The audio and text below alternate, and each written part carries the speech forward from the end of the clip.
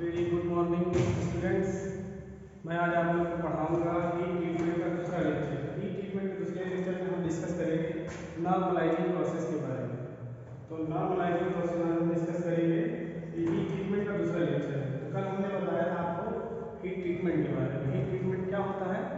Heat treatment वह प्रक्रिया है जिसके द्वारा हम किसी भी मेटल को उसके गुणों को इम्प्रूव करने के लिए उसका हीटिंग करके कुछ देर भट्टी में उसको रोकते हैं, उसके बाद उसको कूलिंग कर देते हैं, जिससे उसके कुछ गुण इम्प्रूव हो जाते हैं। तो उसकी इस प्रक्रिया को हीट ट्रीटमेंट करते हैं। तो आज हम नॉर्मलाइजिंग के बारे में डिस्कस करेंगे। नॉर्मलाइजिंग प्रक्रिया में क्या होता है? इसमें भी सेम वही चीज़ होती है जो आपके हार्डनिंग में होता है। इसमें भी पहले चीज़ों को हीट करना है, कुछ देर तक गर्म रखना है, उसके बाद ठंडा कर देना है। ये गर्म करना, ठंडा करना, ये प्रक्रिया लगभग सभी में है। बस फर्क इतना है, अलग अलग टेम्परेचर का फर्क होता है और कूलिंग करने के तरीके में परिवर्तन होता है। तो आज हम देखेंगे नॉर्मलाइजिंग में क्या होता है। कि नॉर्मलाइजिंग में जब हम किसी भी स्टील को हीट करते हैं तो वो उसको एवं क्रिटिकल टेम्परेचर पर 30 डिग्री सेल्सियस से लेकर के 50 डिग्री सेल्सियस तक गर्म करते हैं। अब आप लोग के दिमाग में आ रहा होगा कि क्रिटिकल टेम्परेचर क्या होता है। तो हमने आपको पहले लेक्चर में बताया क्रिटिकल टेम्परेचर क्या होता है। क्रिटिकल टेम्परेचर वह तापमान है जिस पर कोई भी स्टील को हम गर्म करते हैं तो उसके जो छोटे छोटे पार्टिकल्स होते हैं, अणु होते हैं, वो अपनी बॉन्डिंग को तोड़ने लगते हैं और नए ग्रेन्स फॉर्मेट होने लगते हैं, नए ग्रेन्स बनाने लगते हैं। तो जब नए ग्रेन्स बनने लगते हैं, नया स्ट्रक्चर इंप्रूव होने लगता है, जिस तापमान पर यह क्रिया होती है उसी को हम लोग क्रिटिकल टेम्परेचर कहते हैं। ये हमने कल के वीडियो में बताया है। अब आपको समझना है कि लो क्रिटिकल टेम्परेचर या बिलो क्रिटिकल टेम्परेचर एवं क्रिटिकल टेम्परेचर क्या होता है। तो हम लोग पहले ये देख लेते हैं कि क्रिटिकल टेम्परेचर जो होता है उसका हम लोग एक मानक निर्धारित करते हैं, जिसको 729 डिग्री सेल्सियस बोलते हैं। तो 729 डिग्री सेल्सियस के ऊपर जब हम किसी चीज को गर्म करते हैं तो उसको एवं क्रिटिकल टेम्परेचर कहते हैं, और उस टेम्परेचर के नीचे अगर किसी चीज को गर्म करते हैं उसको बिलो या लो क्रिटिकल टेम्परेचर कहते हैं। तो जितनी हमारी हीट ट्रीटमेंट की प्रोसेस है वो क्रिटिकल टेम्परेचर की या तो बिलो में होगी या तो एबव में होगी। तो उसी प्रकार हम ये समझते हैं कि नॉर्मलाइजिंग का जो प्रक्रिया है, नॉर्मलाइजिंग में जो हीट ट्रीटमेंट प्रोसेस है वो क्रिटिकल टेम्परेचर के एबव, मतलब क्रिटिकल टेम्परेचर के ऊपर जाने पर 30 डिग्री सेल्सियस से 50 डिग्री सेल्सियस के बीच में लाई करती है। तो यहाँ पे हमने ये समझ लिया। अच्छा, अब हीट ट्रीटमेंट में नॉर्मलाइजिंग करते क्यों है? हेलो, नॉर्मलाइजिंग करने का कारण ये होता है कि हमें उसमें कुछ गुण इंप्रूव करने होते हैं। अच्छा, नॉर्मलाइजिंग करने से कौन से गुण इंप्रूव होते हैं? सबसे पहले यहाँ से देखते हैं इंक्रीज डक्टिलिटी। हम क्या करते हैं, किसी चीज की हार्डनिंग करते हैं तो उसमें हमारा कुछ वर्किंग स्ट्रेस डेवलप हो जाता है। जैसे हमने किसी चीज में वेल्डिंग कर दी है, बनाने के बाद वेल्डिंग करेंगे तो कुछ वर्किंग स्ट्रेस डेवलप हो जाती है। अब वर्किंग स्ट्रेस को डेवलप करने हमको क्या करना पड़ेगा, उसके ग्रेन साइज को फिर से बनाना पड़ेगा। ग्रेन साइज को फिर से बनाने के लिए हम लोग हीट ट्रीटमेंट करते हैं।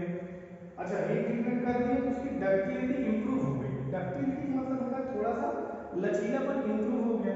अच्छा, लचीलापन बढ़ जाएगा तो यहाँ पे एक शब्द देख रहे हैं मशीनेबिलिटी। मशीनेबिलिटी क्या है? मशीनेबिलिटी वह प्रक्रिया होती है जिसमें किसी भी मेटल हम मशीनिंग कर सकें, तो उसकी वो क्षमता जो होती है मशीनेबिलिटी कहलाती है।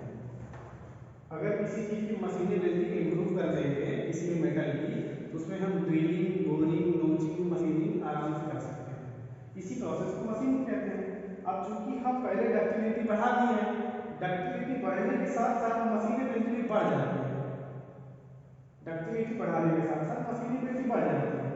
अच्छा, जब मशीनेबिलिटी बढ़ गई तो धीरे धीरे उसका ठंडा करने पर उसका स्ट्रेस भी बढ़ जाता है, इंटरनल स्ट्रेस भी दूर हो जाते हैं, वर्किंग स्ट्रेस भी दूर हो जाते हैं।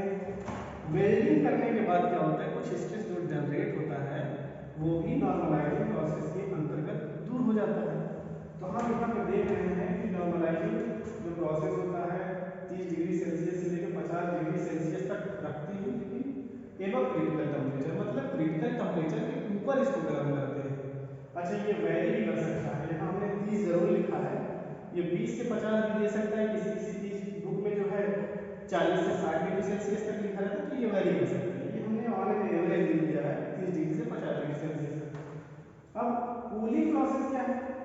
हमने वीडियो के शुरू में ये बताया था कि आपका जो हीट ट्रीटमेंट का प्रोसेस है, जैसे हार्डनिंग हो गया, एनेलिंग हो गया, नॉर्मलाइजिंग हो गया, तो ये सब चीज़ें क्या है कि हीटिंग टेम्परेचर और कूलिंग के अनुसार वेरी करती है।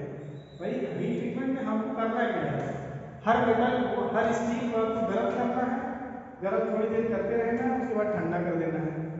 गर्म ठंडा तो सबको करना है, सब हीट ट्रीटमेंट कहलाएगा, लेकिन हमारा वेरी करता है, मतलब किस आधार पे हम नॉर्मलाइजिंग, एनेलिंग, हार्डनिंग को बांटेंगे। तो आधार हमारा पहला होता है टेम्परेचर और दूसरा होता है कूलिंग करने का तरीका, हम उसको कूलिंग कैसे कर रहे हैं। देखिए अब हमने पहले पढ़ा था एनेलिंग, अब एनेलिंग में हम देख रहे थे कि जो हमारा कूलिंग करने का तरीका था वो स्लो था, मतलब भट्टी में हम गर्म करते तो चीजें धीरे धीरे स्लो हो रही थी। अब इसमें क्या है, इसमें हम रूम टेम्परेचर पर ठंडा कर रहे हैं। पहले हमने उसको फर्नेस में जो है हीट किया, हीट करने के बाद उसको जब हवा में निकाल देते हैं तो हवा का जो टेम्परेचर होता है वो कमरे के तापमान के बराबर होता है, इसीलिए उसको रूम टेम्परेचर बोला जाता है। अब रूम टेम्परेचर पर ठंडा होगा तो ये जाहिर सी बात है एनेलिंग से थोड़ा सा स्लो ठंडा होता है। एनेलिंग से मतलब एनेलिंग स्लो ठंडा होता है, एनेलिंग से थोड़ा सा ज्यादा टाइम लेता है। अब आगे आगे इंप्रूव स्ट्रेंथ, स्ट्रेंथ को इंप्रूव करने के लिए किया जाता है, ये समझ में एक्सप्लेन कर दिया है। अब यहाँ पे हम देखते हैं एनेलिंग प्रोसेस में कौन कौन से स्टेप्स होते हैं। सबसे पहले हीटिंग करते हैं, सॉकिंग, सॉकिंग का मतलब होता है कि उसको भट्टी में कुछ देर तक क्लियर होकर रखना, उसको सोकिंग कहते हैं। अब सोकिंग टाइम सबका अलग अलग हो सकता है, जैसे मटेरियल जो होते हैं, मटेरियल के अकॉर्डिंग हमको ये पता होता है कि किस मेटल को, किस स्टील वाले मेटल को हमको कितना देर तक फर्नेस में सोक करना है, मतलब कितना देर रखना है, जिस गुण को हमको इम्प्रूव करना होता है उसके अकॉर्डिंग उसको सोक करते हैं। सोक करने के बाद हम आते हैं कूलिंग टेम्परेचर, कूलिंग पे आते हैं। तो कूलिंग हमने बताया कि कभी हवा में ठंडा करते हैं, कभी पानी में ठंडा करते हैं, कभी भट्टी के अंदर ठंडा करते हैं। तो एनेलिंग में भट्टी के अंदर ठंडा कर रहे थे तो बहुत स्लो प्रोसेस था ठंडा होने का। अब ये क्या है, एनेलिंग से थोड़ा सा कम स्लो है क्योंकि इसको हवा में ठंडा कर रहे हैं। अच्छा, हवा में ठंडा करने की वजह से इसको एनेलिंग बोला जाता है।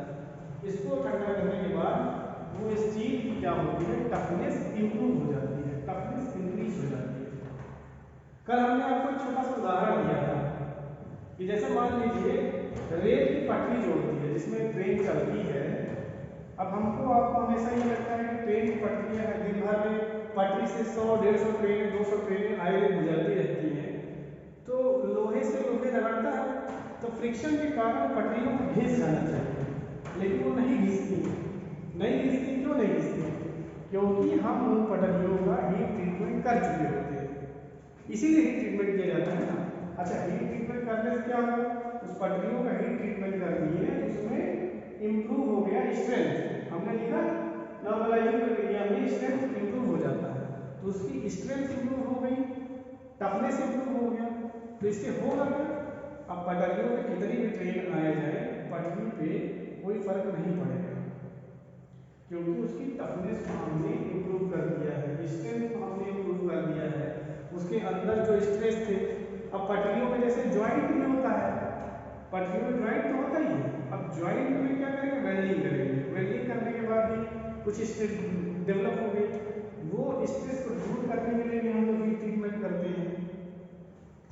तो कल हमने नॉर्मलाइजिंग का डिस्कशन किया था, आज हमने नॉर्मलाइजिंग का डिस्कशन कर लिया। अब इसकी आगे की चीजें हम आपको कल बताएंगे। मुझे उम्मीद है कि आपको समझ में आ गया होगा। ये ग्राफ देखिए कैसे समझना है, ये टेम्परेचर टाइम के बीच का ग्राफ है। इसमें ये क्रिटिकल टेम्परेचर है 729 डिग्री सेल्सियस होता है, उसके ऊपर जाने पे जो टेम्परेचर उसको एबव क्रिटिकल टेम्परेचर कहते हैं, नीचे जाने पे बिलो या लो क्रिटिकल टेम्परेचर होता है। अब हमारा जो नॉर्मलाइजिंग जोन है वो लाइन कहाँ पे करता है, नॉर्मलाइजिंग जोन हमारा क्रिटिकल लाइन जो होती है 729 डिग्री सेल्सियस, उसके ऊपर लाई करती है, उसके ऊपर 30 से 50 डिग्री सेल्सियस के बीच में लाई करती है। तो ये हमारा टाइम टेम्परेचर के बीच में ग्राफ है। नॉर्मलाइजिंग प्रोसेस हमारा इसी जोन के आसपास होगा। बाकी चीजें आप समझ गए हैं, बाकी इसमें कुछ बहुत ज़्यादा है नहीं, ठीक है। तो धन्यवाद, फिर इसके बाद की चीज़ें हम आपको अगले लेक्चर में बताएंगे।